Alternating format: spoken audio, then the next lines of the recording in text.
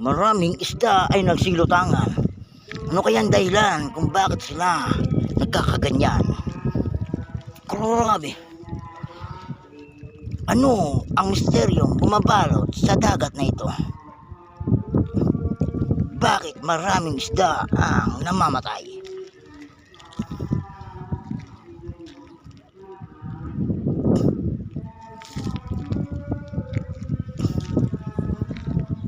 Ayan. Ano ba sila? Nilason ba sila o talagang ayaw lang nila mabuhay sa hindi maalon na tubig?